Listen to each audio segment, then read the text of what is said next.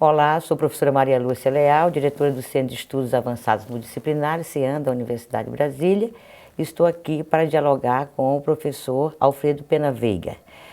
Tudo bem, professor? Tudo ótimo. Estamos sabendo que você está lançando um livro, né, aqui no Senado, aqui em Brasília. E hoje nós estamos com um tema que é a globalização no mundo. E sabemos que é um tema muito caro hoje para a nossa sociedade, visto o debate e a atualidade e o impacto dessa discussão hoje do ponto de vista mundial.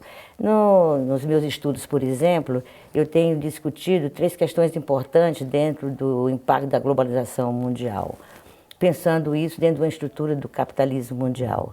Primeiro como é que essa globalização impactou de forma contraditória no sentido de esgotar a natureza, o meio ambiente. Isso vem provocando catástrofes impressionantes, que é um dos seus temas de estudo.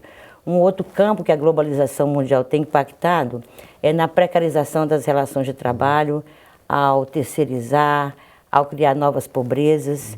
Isso vai desfiliando e migrando milhares de pessoas do mundo chamado periférico para o mundo desenvolvido, e a pobreza hoje está em todos os lugares do mundo, exatamente com consequências incríveis junto à população mundial, não só do mundo do sul, né, como também da Europa, daquela Europa que hoje está em conflitos de guerra e tantos problemas passando, né?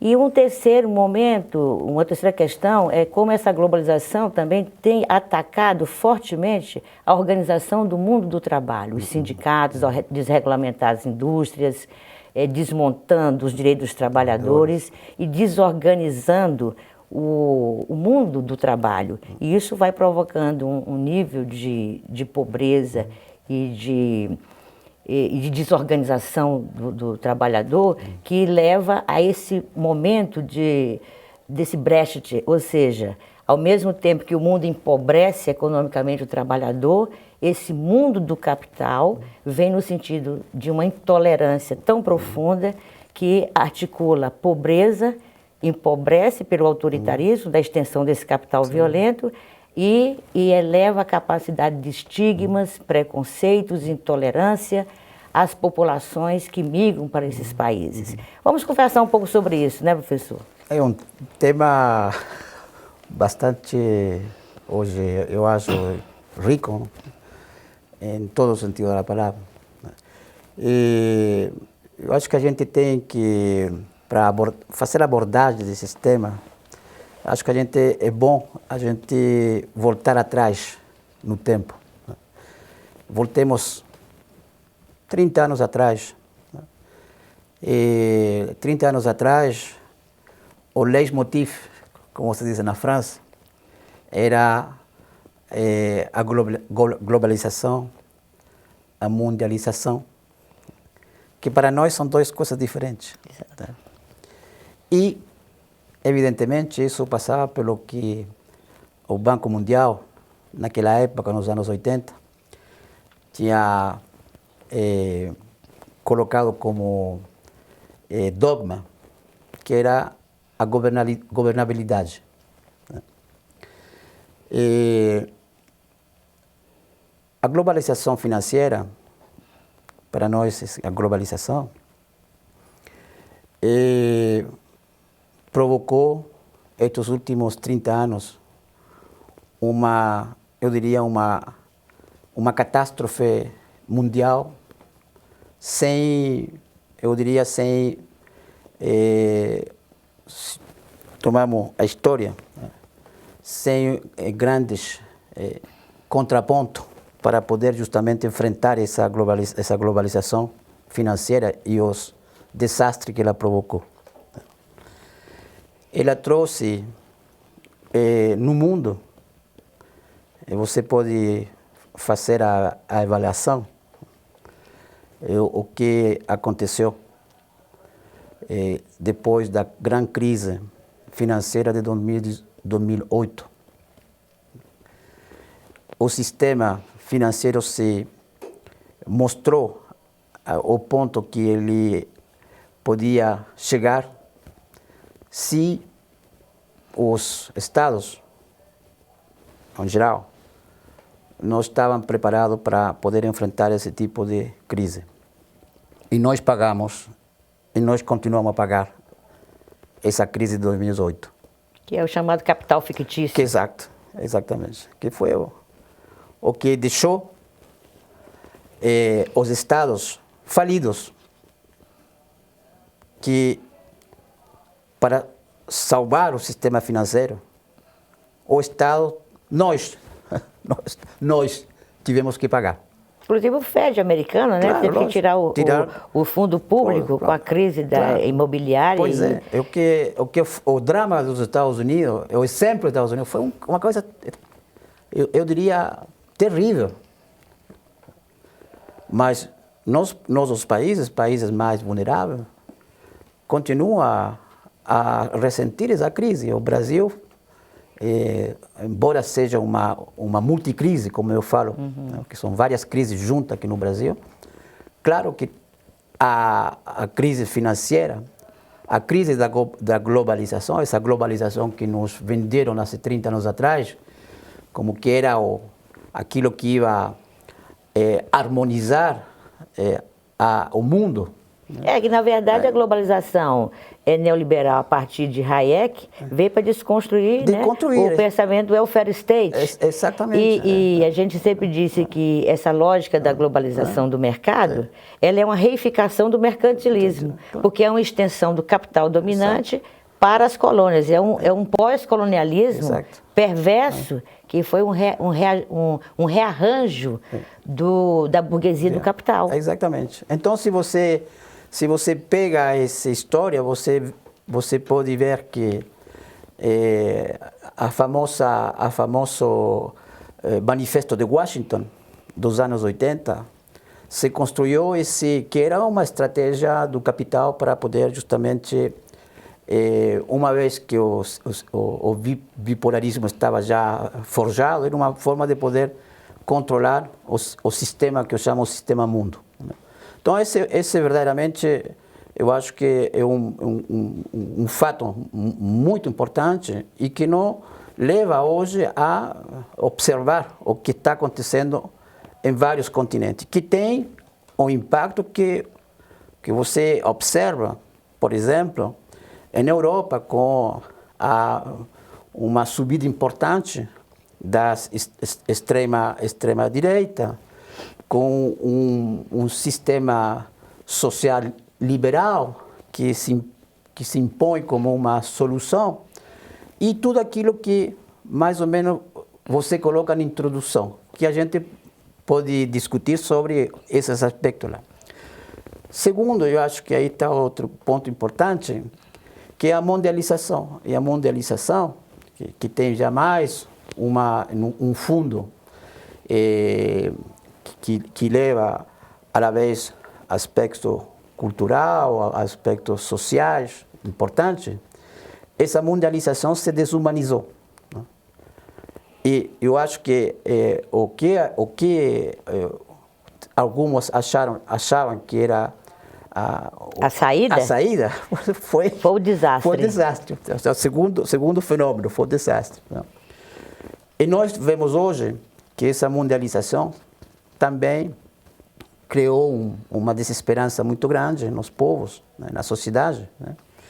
E trouxe grandes decepções, né? Porque também os venderam a mundialização como sendo uma resposta à pobreza, claro, aos problemas. Exatamente. Então, isso mostra, professor, mais uma vez, o que está por trás da globalização de mercados, que na verdade era uma crise de acumulação do capital que estava sendo vivenciada, e eles buscam o projeto de globalização neoliberal para reorganizar uma outra forma de eles continuar acumulando capital sob as condições, né, contraditórias. Claro. E, sobretudo, esse seria, digamos, outro aspecto que você levantou, que é muito importante, sobretudo, deixando um mundo totalmente em uma situação de desastre, e desastre ecológico, desastre social, desastre humano, no sentido de que hoje uma perda de visão das sociedades, uma perda de visão sobre o que vai ser o futuro dentro dessa situação na qual nós estamos. Né? Então, hoje eu acho que o diagnóstico está feito. Nós temos a possibilidade de diagnosticar o que aconteceu esses 30 anos e sabemos o que está acontecendo hoje. Mas eu acho que é importante ver como a gente sai também dessa situação. Como a sociedade se reorganiza para poder resgatar aquilo que está perdendo. A senhora colocou a situação as perdas dos direitos dos trabalhadores, que é uma coisa quase hoje globalizada. Sabe? Com certeza. Temos por exemplo, no caso da Europa, que é um continente que houve um avanço histórico em conquistas sociais que foram muito duras, com guerras, movimento forte, inclusive conflitos violentos, e que se resgatou, esses últimos 70 anos, se resgatou um bem-estar para a sociedade.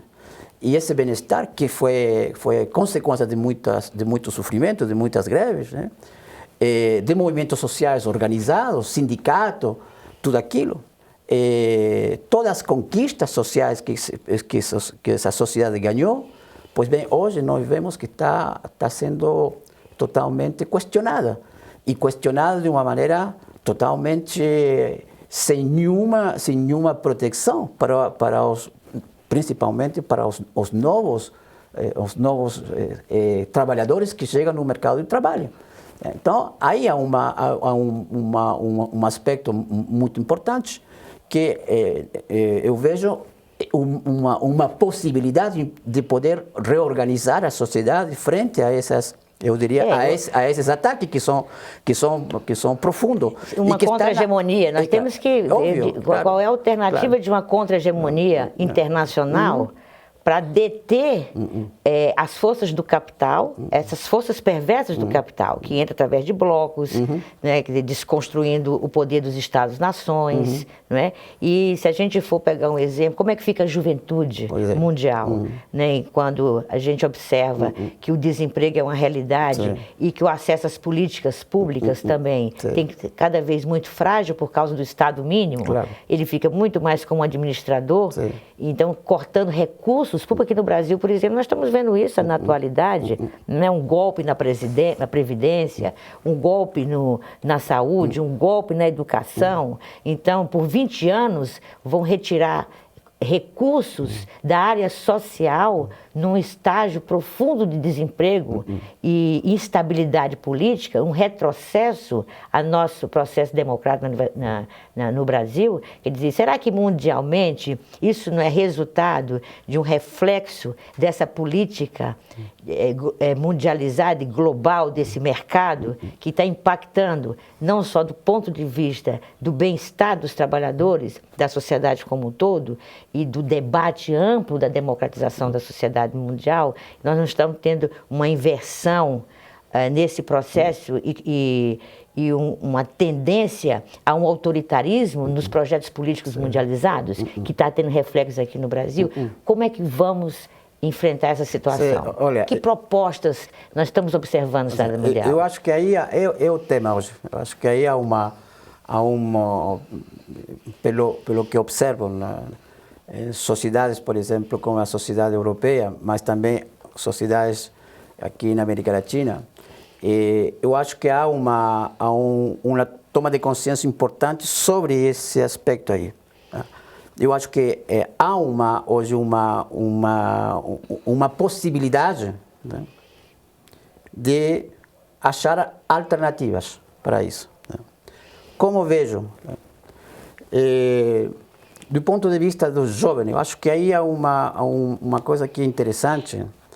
Eu trabalhei estes últimos anos sobre a percepção que os jovens na Europa têm do projeto europeu.